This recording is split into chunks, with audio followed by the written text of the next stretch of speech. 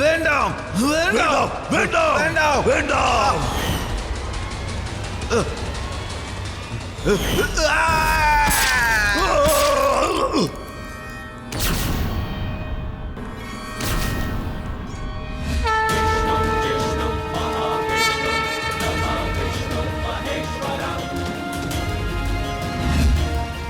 நாராயணர் தான் ஒருவருக்கு மரணத்திற்கு பின்பு முக்தியை அளிப்பவராக இருக்கிறார்.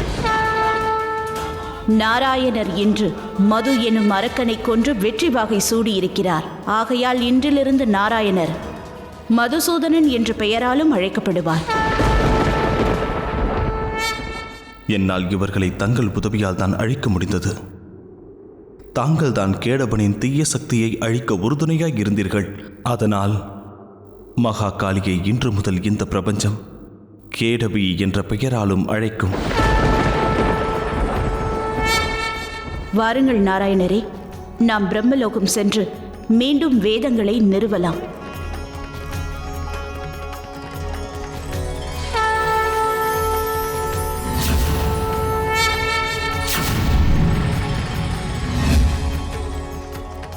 வாருங்கள் தேவி. மகாகாளி!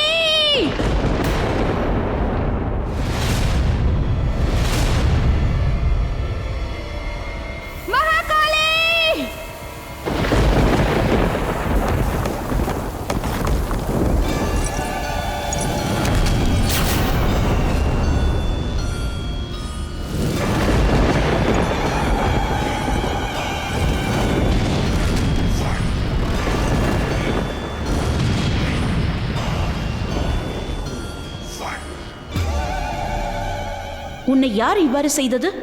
அந்தகனின் புதல்வன் ஆதி. ஆதியா?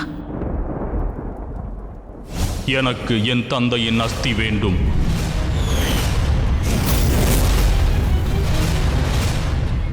மகாதேவர் உனக்கு எப்படி காட்சியளிக்கப் போகிறார் என்று உனக்கு நான் கூறுவேன். ஆனால் அதற்கு பதிலாக நீ என்னுடைய திட்டத்தில் எனக்கு உதவி புரிய வேண்டும். நான் தங்கள் இருவரிடமும் கோபமாக உள்ளதாக எப்பொழுது கூறினேன்? நான் இப்பொழுது தங்கள் உதவியை கேட்டல்லவா வந்திருக்கிறேன். பஸ்மாசுரனும் மதுவும் கேடவனும் ஆயுதங்கள் தான் தேவி. ஆனால் ஆதியின் திட்டம் கற்பனைக்கு கூட எட்டாததாகும். அது பயங்கர திட்டம் தேவி. அவனது திட்டம் என்ன? மிகவும் அசம்பாவிதம். அது என் இறுதி திட்டம். மகாதேவரின் பதிவிரதத்தை முறியடிப்பதாகும். சிவனையும் சக்தியையும் பிரிப்பதாகும். அதுவே இந்த பிரபஞ்சத்தின் அழிவாகும். விரைவாக ஏதேனும் செய்யுங்கள் தேவி. நான் உடனே கைலாயம் சென்றாக வேண்டும். ஆனால் வேதங்கள் அதை மீண்டும் நிறுவ வேண்டாமா? கடந்து செல்கின்ற ஒவ்வொரு நொடியும் பிரம்மதேவரை மேலும் பாதிப்புக்குள்ளாக்கும். எந்த முடிவாக இருந்தாலும் உடனடியாக எடுங்கள். வேதங்களை மீண்டும் நிறுவி பிரம்மதேவரை காக்கப் போகிறீர்களா அல்லது மகாதேவரை காக்கப் போகிறீர்களா?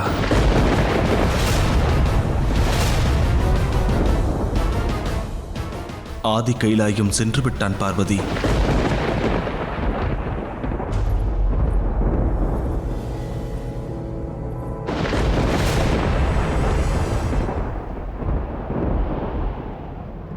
நான் இவனை பிரிய வேண்டும் என்று நினைக்கவில்லை. ஆனால் எனது கணவரையும் நான் அவமதிக்க விரும்பவில்லை. என்னால் காண இயலாது. தாங்கள் என்னை காண வரும்பொழுது நான் நிச்சயம் தங்களை கண்டறிவேன் தாயே. இந்த அன்பானது முற்றிலும் மாறுபட்டதாகும். அவன் அதீத அன்பு கொண்டுள்ளான். நீ அவனுடன் இருப்பது உச்சிதமல்ல. நேரம் வந்துவிட்டது அந்தகா. நீ உஷானா முனிவரிடம் பயிற்சி பெற சென்றாக வேண்டும். நான் என் தாயாரை விட்டு எங்கும் சொல்ல மாட்டேன். உன்னை முனிவர் உஷானாவிடம் அனுப்பும் முடிவு என்னுடையதாகும். நினைவிருக்கட்டும் தாயே. ஒரு நாள் நான் அனைவரையும் தங்களிடமிருந்து பிரித்து விடுவேன். இப்பொழுது தாங்கள் பட்ட அவமானத்திற்கும் துன்பத்திற்கும் பழிவாங்கும் நேரம் வந்துவிட்டது தந்தையே. இனி நான் கைலாயத்தில் நுழைவதை எவராலும் தடுக்க இயலாது. மகாகாளியாலும் முடியாது. மகாதேவர் நினைத்தாலும் அது முடியாது.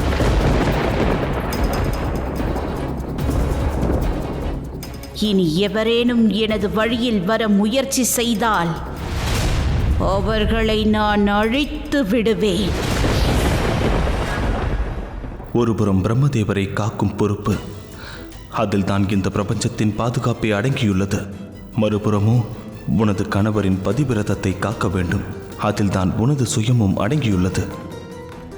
ஆனால் ஒன்றை மறந்துவிடாதே, நீ உலகத்தை ஆள்பவள். மகாதேவரின் மனைவி பார்வதியாவாய். மகாதேவரின் மனைவி என்ற முறையில் நீ விரைவில் ஏதேனும் ஒரு முடிவெடுத்தாக வேண்டும்.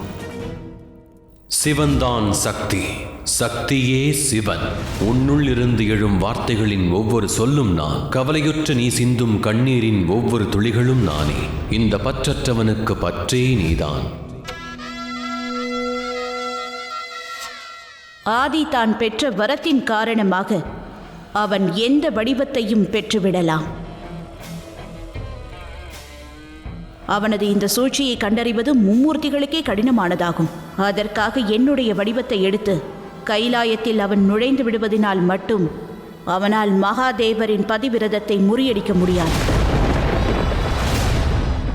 இன்று எனது கர்மமும் தர்மமும் சோதனைக்குள்ளாகிறது. நான் உலகை ஆள்பவள். ஆகையால் நான் பத்தினி தர்மத்திற்கு பதிலாக பிரம்மலோகத்திற்கு சென்று பிரம்மதேவரை காப்பாற்றி எனது தர்மத்தை காக்கப் போகிறேன்.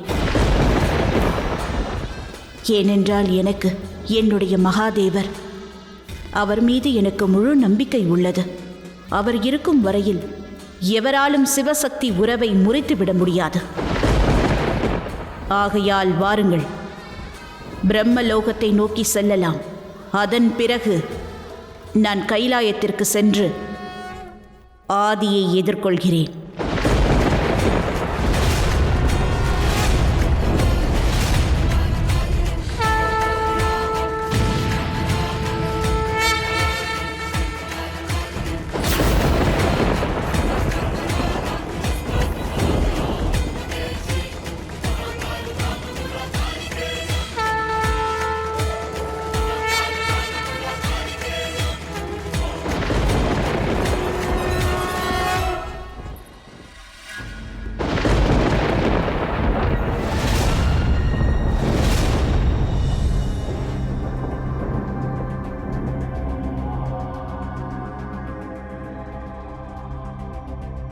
வணங்குகிறேன் தாயே.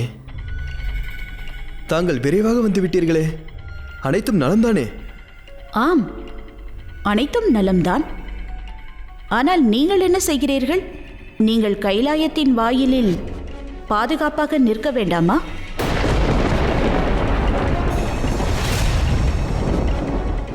ஆம், தாங்கள் கூறுவதும் சரிதான் தாயே.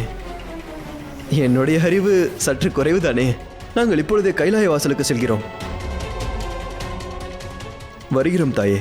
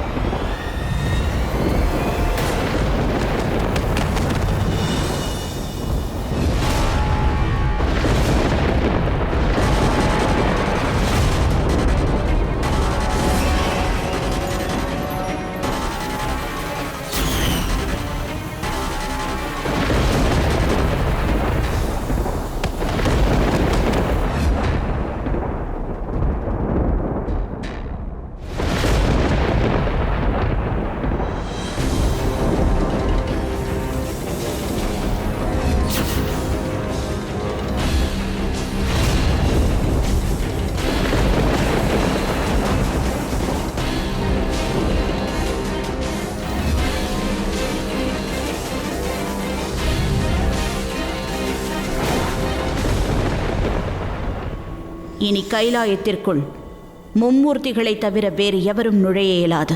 மகாகாளியும் நுழையலாம். ஆனால் மகாகாளிதான் வேதங்களை மீண்டும் நிறுவுவதில் மும்முரமாக உள்ளாரே. சிவனின் 2 அம்சங்களையும் சந்திக்க வேண்டிய நேரம் வந்துவிட்டது.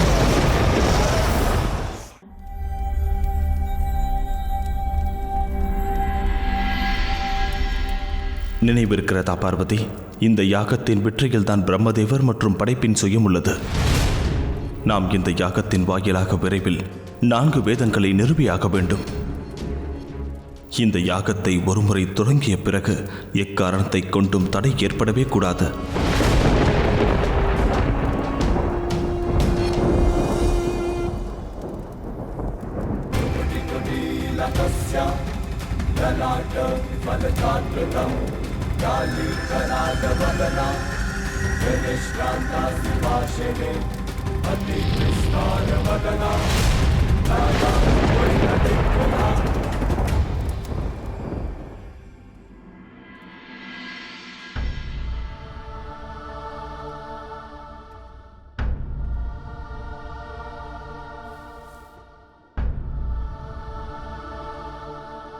என்ன விஷயம் கணேசா? சிறிது நேரத்திற்கு முன்பு அந்த அசுரர்களால் வந்த பிரச்சனைகள் ஓய்ந்தது என்று கூறினாய். மேலும் நீ நன்மையை உணர்ந்ததாக கூறினாய். ஆனால் இப்பொழுது மீண்டும் ஏன் கவலையாக உள்ளாய்? நான் அறியேன் தமையா, என் மனது மிகவும் கவலையாக உள்ளது. ஏதோ பெரிய தவறு நடக்க இருப்பது போல் எனக்கு தோன்றுகிறது. அதுவும் தாயாருடன் தொடர்புடையது போல் எனக்கு தோன்றுகிறது. ஆனால் என்ன நடக்கப் போகிறது என்பதை என்னால் அறிந்து கொள்ள இயலவில்லை. நீ கவலை கொள்ளாதே கணேசா. நம்முடைய தாயும் நாராயணரும் பசுமாசுரன் மற்றும் அசுரர்களால் வந்த அனைத்து பிரச்சனையும் தீர்த்துவிட்டனர். விரைவிலேயே மீண்டும் அனைத்தும் நலமாகிவிடும். ஆம் தமையா, நானும் அதைத்தான் விரும்புகிறேன். சீர் செய்யும் பணிகள் அனைத்தும் விரைவிலேயே முடிந்துவிடும். ஏனெனில் பிரம்மதேவரின் ஜீவனிலிருந்து மேகங்கள் விலகினால்தான் தந்தையார் தியானத்தில் இருந்தே வெளியே வருவார். தாயாரோ அப்பொழுதுதான் மீண்டும் கைலாயத்திற்குள் வருவார்கள். அதுவரை பிரச்சனை தொடரத்தான் செய்யும் தம்மையா.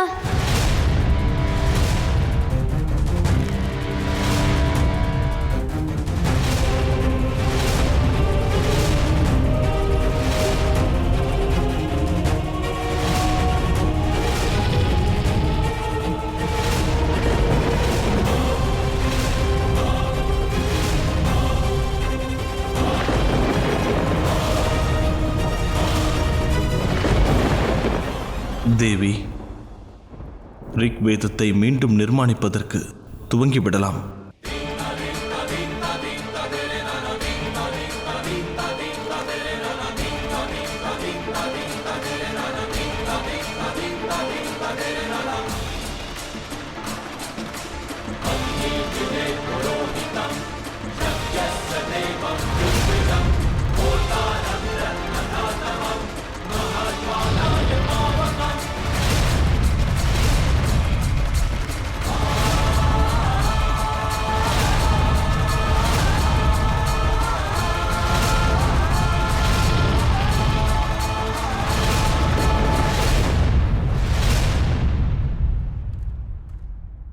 தாயாரும் நாராயணரும் இதுவரை வரவில்லை.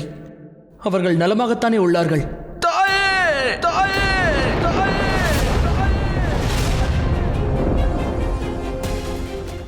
இது நந்தியின் குரல் அல்லவா தமையா?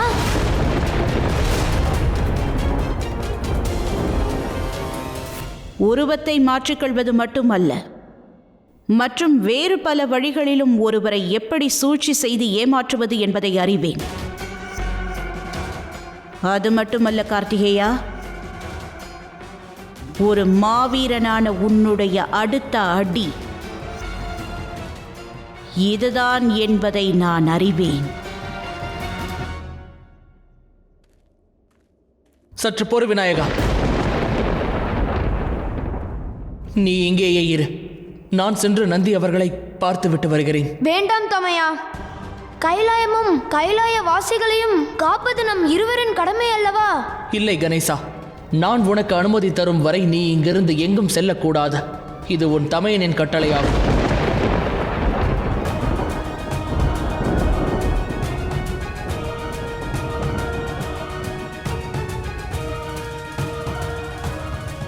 தாயே, தாங்கள் விரைவாக கைலாயம் வந்து விடுங்கள்.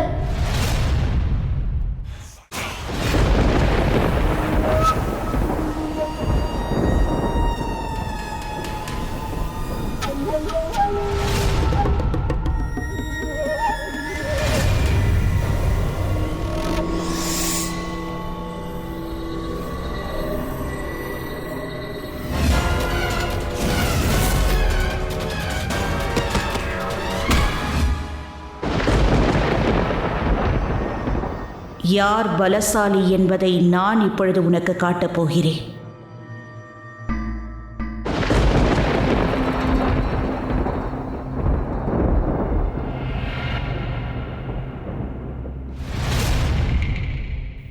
மகனே, தாயே, மகனே, தாயே, தாங்கள் நலம் தானே?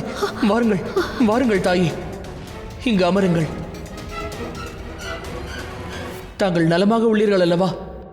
ஆம் மகனே, இப்பொழுது ஒன்றும் பிரச்சனை இல்லை. சில அசுரர்கள் கைலாயத்தின் மீது தாக்குதல் நடத்தினார்கள். நந்தியும் மற்ற கணங்களும் ஆபத்தில் இருந்தார்கள். தக்க தருணத்தில் நான் வந்து அனைத்தையும் சீர் செய்தேன். ஆனால் தாங்கள் ஏதோ சடங்குகளை நிறைவேற்றுவதாக நான் நினைத்துக் கொண்டிருந்தேன் தாயே. ஆம் மகனே, அந்த சடங்குகள் அனைத்தும் முழுமையடைந்து விட்டது. ஆனால் என் மீது அதன் கடுமையான தாக்கம் உள்ளது.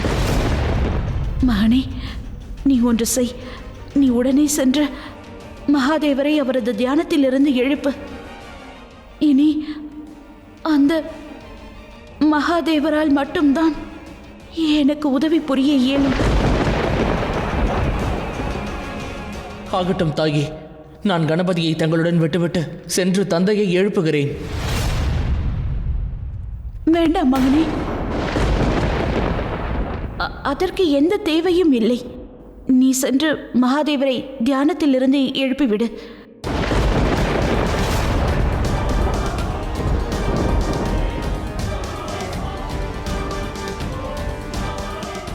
என்னவாயிற்று மகனே?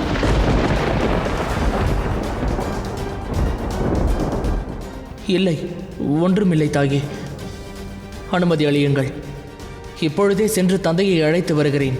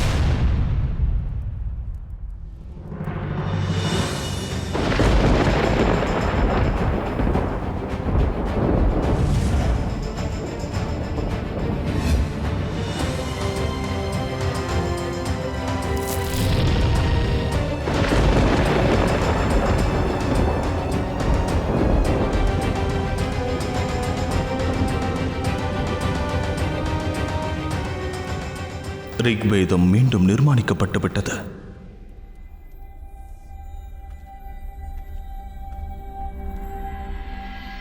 தாயாரை எண்ணி எண்ணி என் மனம் மீண்டும் கலங்கிக் கொண்டிருக்கிறது. ஏதோ அசம்பாவிதம் நடக்கிறது. தாயே, தாங்கள் உடனே கைலாயம் வந்து விடுங்கள்.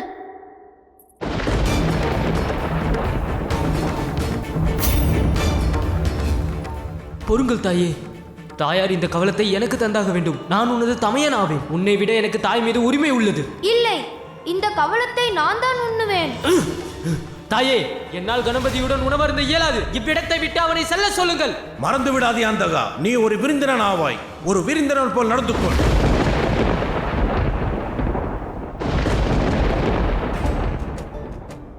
தாயே, தாங்களா? ஆம் மகனே,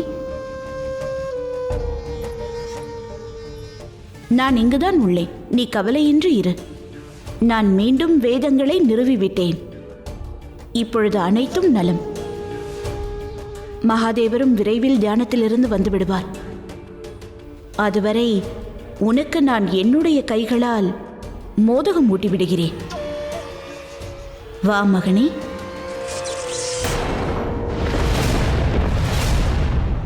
தாயே, ஒன்றுமில்லை மகனே, வா.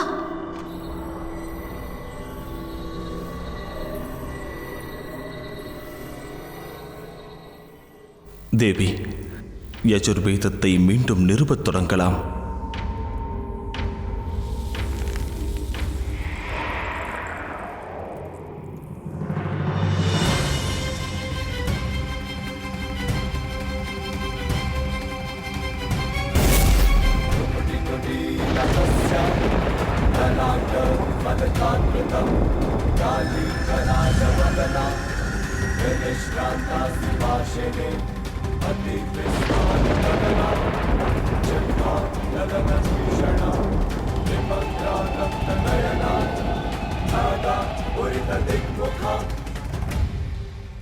இனி விரைவிலேயே அனைத்தும் நலமாகிவிடும். சிவசக்தியின் உறவின் மீது நம்பிக்கை வை பார்வதி. ஆதி கைலாயத்தில் வேண்டுமானால் நுழைந்திருக்கலாம், ஆனால் மகாதேவரை நெருங்குவதென்பது அவன் சிந்தனையை விட உயர்ந்ததாகும். அத்தனை எளிதல்ல. அது மட்டும் இன்றி கைலாயத்தின் முழு வடிவம் உள்ளது. அந்த வடிவம் நாம் கைலாயத்தில் மீண்டும் நுழையும் வரை ஆதியை மகாதேவரை நெருங்க விடாது.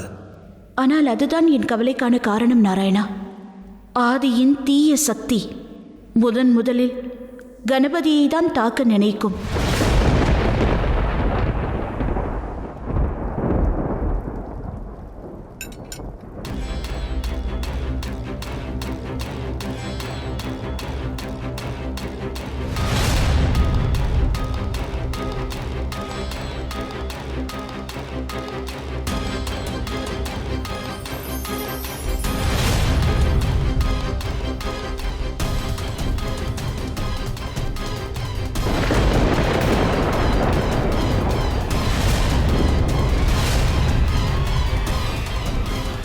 கணேசா,